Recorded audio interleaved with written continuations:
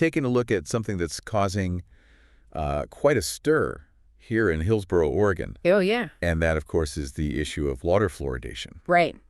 Yeah. And, like any hot-button issue, it can be tough to sort through all the noise and really get to the heart of the matter. But luckily, that's where we come in. That's right. We're diving deep into a recent article from the Hillsboro Herald titled Hillsboro Fluoridation Put on Ballot with City Council Approval, Waiving Initiative Process. What do you think?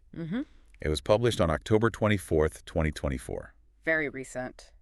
Yeah, so we want to help you get up to speed on this debate quickly. Absolutely. So what are the key arguments? Who are the players? And what does it all mean for you as a resident of Hillsboro? Right. So let's start with, something that caught my eye right away. Okay. This whole idea of an advisory vote. Right. It sounds kind of like a big community poll. Right. Yeah. But the way it's being used here in Hillsboro is pretty unique. Yeah. So can you break down for us what exactly an advisory vote is and how it works? Sure. An advisory vote is basically, like you said, kind of like a big poll. It gives voters a chance to weigh in on an issue, to give the city council a sense of where the public stands. Okay. But here's the thing. The city council still gets to make the final decision. Oh, so it's not binding. Right, exactly. Even if the majority of voters say yes or no to fluoridation, the city council can still choose to go in a different direction. That's interesting. Yeah, so it's really more about gauging public opinion than making a definitive decision. Okay, so that kind of raises the question of, why even have the vote in the first place? Right. And that brings us to another interesting wrinkle in this whole process. The way that this issue ended up on the ballot. Typically, to get something like this on the ballot, you'd need a citizen-led initiative. Right. Right? A group of residents would have to gather signatures from a certain percentage of the population. Yeah, usually around 15%. 15%, yeah. And that would be... Which, in Hillsboro's case, would be about 10,000 signatures. Wow, that's a lot of signatures. It is. But in this case, the city council decided to waive that requirement. Exactly. They basically fast-tracked it onto the ballot. Okay, and why is that significant?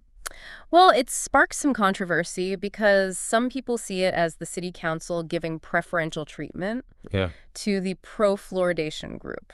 Oh, well, really? Especially since this decision came after just one city council meeting on the topic. Really? Just one meeting? Yeah, and it wasn't even a very in-depth discussion.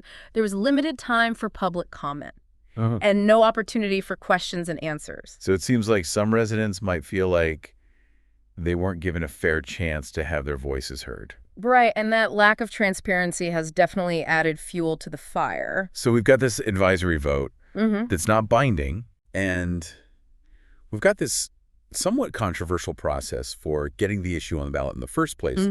But beyond all the procedural stuff, there are some genuine concerns being raised about the safety of fluoride itself. Right. And this isn't just unfounded fear-mongering. No, not at all. There are actual court cases underway challenging the safety of fluoride. Specifically, its impact on children's developing brains. So there is some legitimate scientific debate happening here. Oh, absolutely. And to add to that, there's a recent paper from the U.S. Department of Health and Human Services that found a connection between fluoride levels in drinking water and IQ scores in children.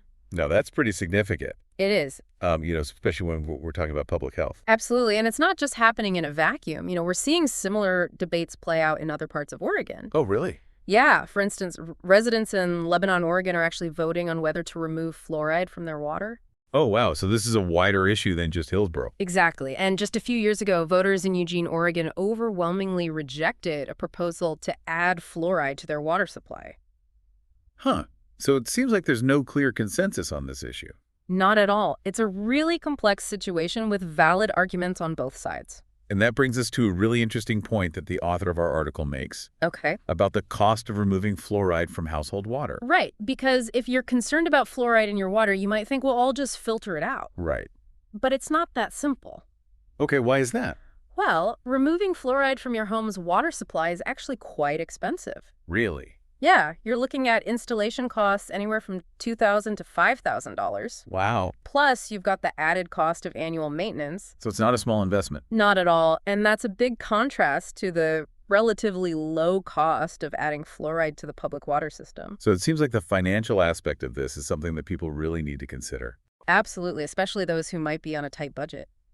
And, speaking of considerations, it seems like the author of this article is taking a very cautious approach.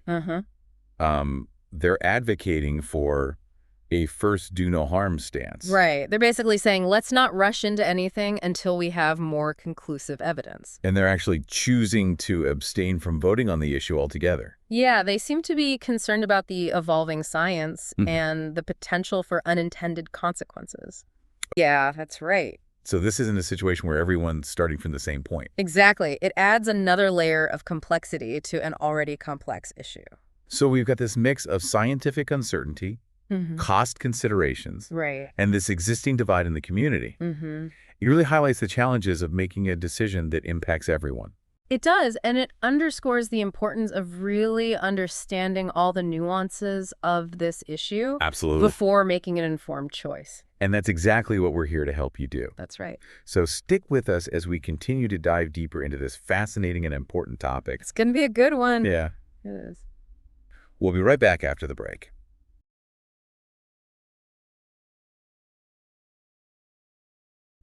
It really makes you think about all the different angles here. It does, and one of the things that I found really valuable in this article was the inclusion of comments from actual Hillsboro residents. Right. It gives you a real sense of how this issue is playing out in the community. Exactly. It's not just a theoretical debate. These are real people with real concerns. Absolutely. And one of the comments that really stood out to me was from a resident named Sabine Kuhn. She expresses some serious concerns about the potential impact of fluoride on children's IQ. Yeah, I remember reading that she actually references a recent Associated Press article on the topic. Right. She's clearly done her research, and she's not just buying into the hype. Yeah. And she also brings up her own financial constraints. Yeah, which is a really important point. Not everyone can afford to install a whole house filtration system. Right. If fluoride is added to the water supply, she's worried about not being able to protect her family. Exactly. And her concerns are echoed by other residents who are skeptical of the science behind fluoridation and feel like their right to choose what goes into their bodies is being taken away. It's that whole idea of individual liberty versus public health. Right. It's a classic dilemma. And then there's another comment that I wanted to highlight from a woman named Chloe. Yeah, Chloe's comment brings up a really interesting perspective. She's a low-income single mother, and she argues that fluoridating the water actually takes away her choice to use fluoride.